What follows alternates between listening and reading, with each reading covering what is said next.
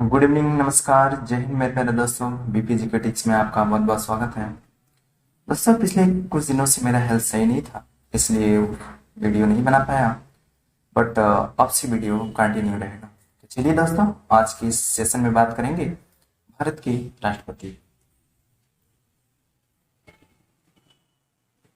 चलिए दोस्तों, सबसे पहले बात करूं भारत के राष्ट्रपति की।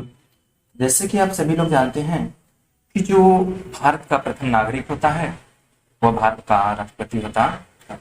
तो चलिए, राष्ट्रपति से संबंधित जो महत्वपूर्ण अनुच्छेद है उसके बारे में देखते हैं। दोस्तों, राष्ट्रपति का जो पद होता है वह आर्टिकल 52 के तहत राष्ट्रपति का पद होता है। दोस्तों, अनुच्छेद 52 के तहत हमारे देश का एक राष्ट्रपति होगा। चलिए, अनुच्छेद 53 की बात करूं तो दोस्तों, जो आर्टिकल 53 है, आर्टिकल 53 में उसके कार्य एवं शक्तियों का वर्णन है। दोस्तों, राष्ट्रपति के कार्य और दोस्तों उसके शक्ति कार्य एवं शक्ति का वर्णन अनुच्छेद 53 के तहत होता है। आगे देखें दोस्तों, आर्टिकल 54 की बात करूं, आर्टिकल 54 की बात करूं तो राष्ट्रपति के निर्वाचन संबंधित अनुच्छेद है। दोस्तों, राष्ट्रपति के निर्वाचन संबंधित जो आर्टिकल है वह है अनुच्छेद 54। निर्वाचन से संबंधित जो अनुच्छेद है दोस्तों वह अनुच्छेद 54 है। जबकि जो अनुच्छेद 55 है दोस्तों, आर्टिकल 55 है, इसमें राष्ट्रपति की निर्वाचन रीति, दोस्तों राष्ट्रपति की निर्वाचन रीति, जो निर्वाचन रीति है इसमें राष्ट्रपति की जो निर्वाचन होगी उसकी प्रक्रिया कैसे होगी कैसे नहीं होगी, ये सब सारा जो हमारा अनुच्छेद है ये अनुच्छेद 55 के अंतर्गत आता। जबकि जो अनुच्छेद 54 है वह केवल निर्वाचन से संबंधित है। तो हमने देखे कि अनुच्छेद 52 राष्ट्रपति का पद होगा, जो 53 है इसके कारण शक्तियां हो जाएगा, 54 है निर्वाचन और 55 है निर्वाचन रीति। दोस्तों, जो अनुच्छेद 56 है राष्ट्रपति के पदावधि से संबंधित है। आर्टिकल 56 में यह बताया गया है कि जो राष्ट्रपति का पदावधि है वह 5 वर्ष के लिए होता है। दोस्तों, उसका जो पदावधि है वह अनुच्छेद 56 से संबंधित है। चलिए, अनुच्छेद 57 की बात करूं दोस्तों, अनुच्छेद 57 की बात करूं तो अनुच्छेद 57 में पुनः निर्वाचन है। पुनः निर्वाचन दोस्तों, राष्ट्रपति पद के लिए पुनः निर्वाचन की जो प्रक्रिया है वह अनुच्छेद 57 के अंतर्गत आता है।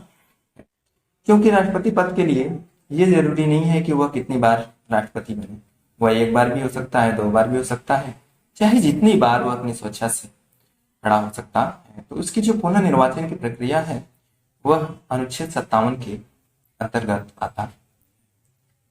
चलिए, अनुच्छेद 58 की बात करें दोस्तों, आर्टिकल 58 की बात करूं तो आर्टिकल 58 में उसकी एलिजिबिलिटी, उसकी योग्यता, कि राष्ट्रपति पद की योग्यता क्या होनी चाहिए।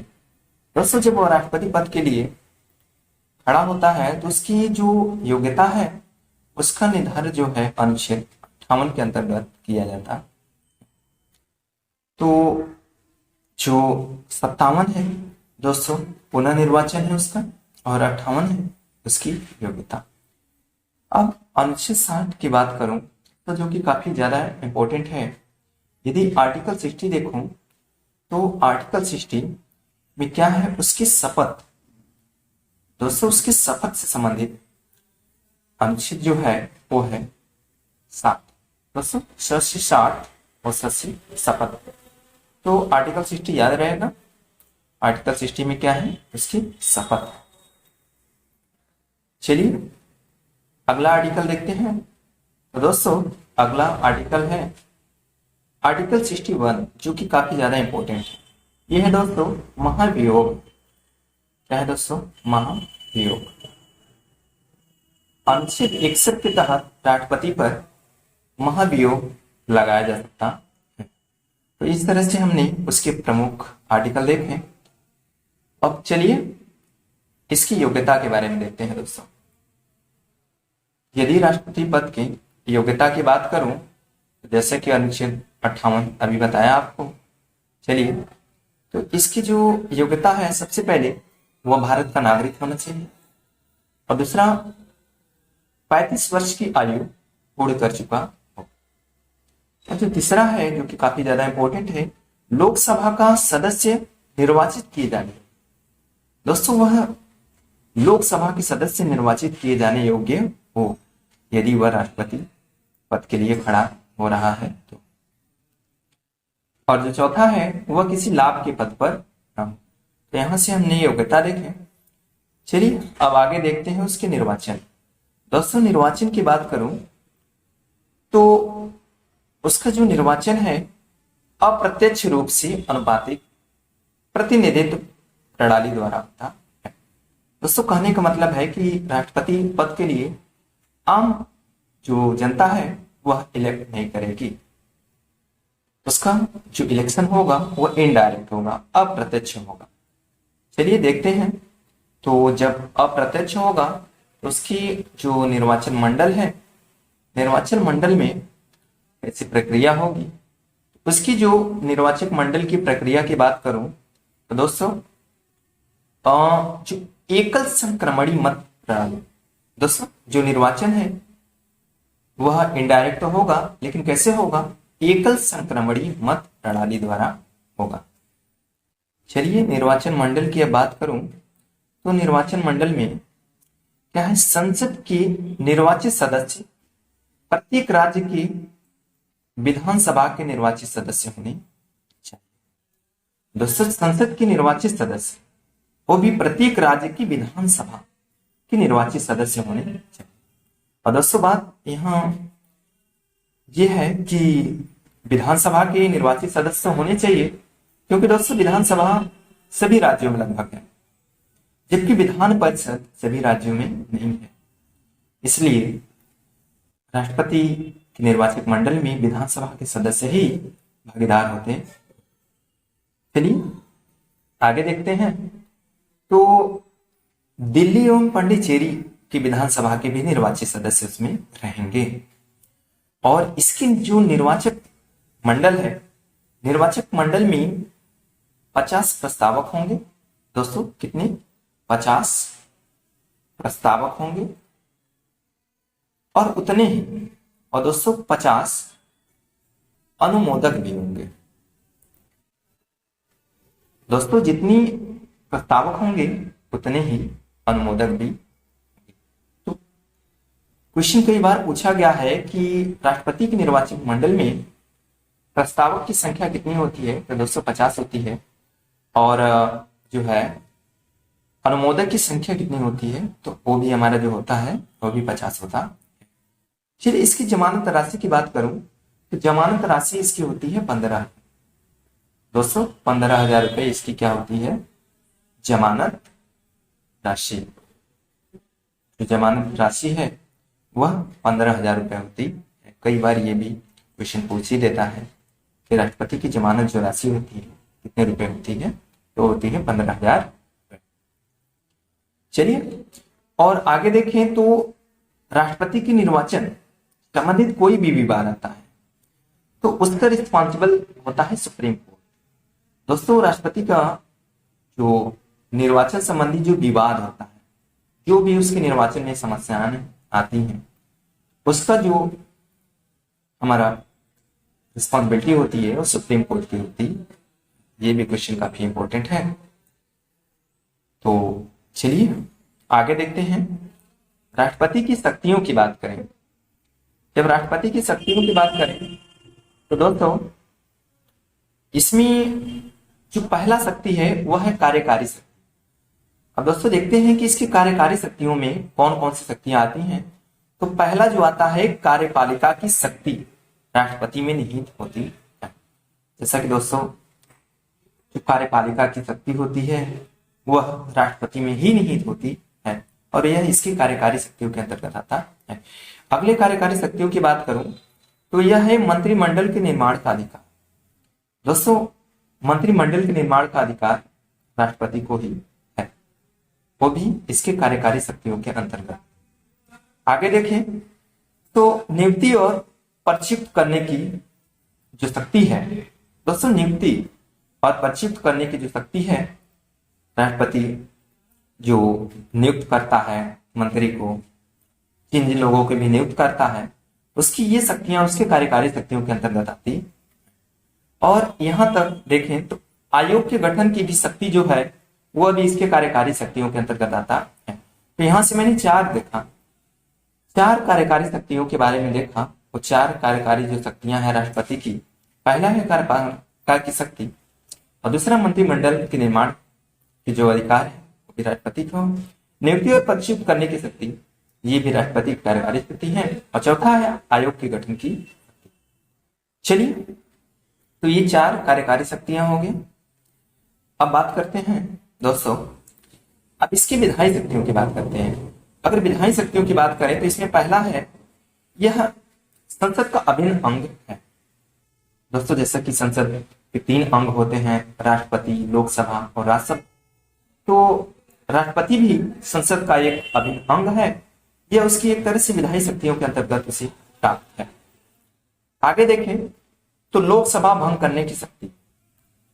दोस्तों, जो लोकसभा है वह भंग करने की शक्ति राष्ट्रपति को ही है, वो भी उसकी विधायी शक्तियों के अंतर्गत। और अध्यादेश, दोस्तों जो अध्यादेश है, राष्ट्रपति जो है अध्यादेश जारी करता है, वो भी आर्टिकल 123 के तहत, अनुच्छेद 123 के तहत राष्ट्रपति अध्यादेश जारी करता है, वो भी अपने विधायी शक्तियों के अंतर्गत। आगे इसकी विधायी शक्तियां देखें तो संयुक्त अधिवेशन बुलाने की शक्ति। दोस्तों, संयुक्त अधिवेशन बुलाने की शक्ति जो है वह राष्ट्रपति को विधायी शक्तियों के द्वारा ही प्राप्त है। चलिए आगे देखें इसकी न्यायिक शक्ति, जो कि काफी ज्यादा इंपॉर्टेंट है। दोस्तों, न्यायिक शक्ति की बात करूं, अगर न्यायिक शक्ति की बात करूं तो अनुच्छेद दोस्तों आर्टिकल 124, आर्टिकल जो है आर्टिकल 124, उसमें चाहे supreme court and high court, दोस्तों सुप्रीम कोर्ट और हाई कोर्ट की न्यायाधीशों की नियुक्ति राष्ट्रपति अपनी न्यायिक शक्तियों के अंतर्गत अनुच्छेद 124 के अंतर्गत करता है और 123 में अध्यादेश जारी करता है, जो कि इसकी विधायी शक्तियां हैं। इस तरह से राष्ट्रपति की शक्तियों के बारे में मैंने देखा तो कार्यकारी शक्तियां 4 हो गए और विधायी शक्तियां जो है यह भी 4 हो गए और न्यायिक शक्तियां जो है अनुच्छेद 124 के तहत सुप्रीम कोर्ट और हाई कोर्ट के न्यायाधीशों की नियुक्ति करता है। चलिए अब राष्ट्रपति के वेतन की बात कर लेते हैं। तो दोस्तों, जैसे कि इसे जो वेतन मिलता है आयकर मुक्त, कोई भी टैक्स वैक्स नहीं देना पड़ता है और इनका जो मासिक वेतन होता है, दोस्तों इनका मासिक वेतन 5 लाख रुपए होता है। मासिक वेतन जो है वह 5 लाख रुपए होता है। आगे देखें तो इनका जो मासिक वेतन तो 5 लाख होता ही है और वार्षिक पेंशन, यदि पेंशन की बात करूं तो 1.5 लाख रुपए इनको जो है मासिक पेंशन के रूप में मिलता है। और यहां तक कि साथ ही साथ निःशुल्क निवास स्थान और अन्य भत्ते भी मिलते। तो वेतन एवं भत्ते भी हमने देख लिए। चलिए आगे अब देखते हैं महाभियोग। दोस्तों, जैसे कि अनुच्छेद 61 के तहत महाभियोग लगाया जाता है। चलिए देखते हैं कि जो महाभियोग है कैसे लगा सकते हैं। तो पहला है न्यायिक प्रक्रिया।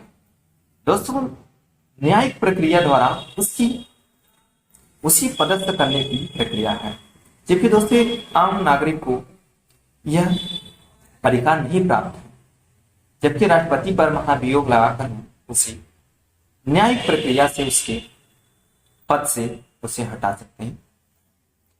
आगे देखें, और ये जो महाभियोग है दोस्तों, वह संसद के किसी भी सदन में ला सकते हैं। संसद के किसी भी सदन में महाभियोग की जो है प्रक्रिया वह ला सकते हैं। और आगे जो है महाभियोग की जब प्रक्रिया लाएंगे तो ये सूचना 14 दिन तक 14 दिन पहले ही राष्ट्रपति को दे देनी चाहिए। जैसे जब 200 महाभियोग लगेगा तो 14 दिन पहले ये सूचना भाई दे देना चाहिए राष्ट्रपति को कि भाई आप पर महाभियोग लगने वाला है। तो अभी हमने देखा कि महाभियोग पहला न्यायिक प्रक्रिया के माध्यम से उसे पदस्थ कर सकते हैं, उसके पद से हटा सकते हैं। और ये महाभियोग की जो ये प्रक्रिया है वो संसद के किसी भी सदन में ला सकते हैं। और जब ये महाभियोग की सूचना उसे 14 दिन पहले ही हमें देनी होगी दोस्तों, 14 दिन पहले देना पड़ेगा।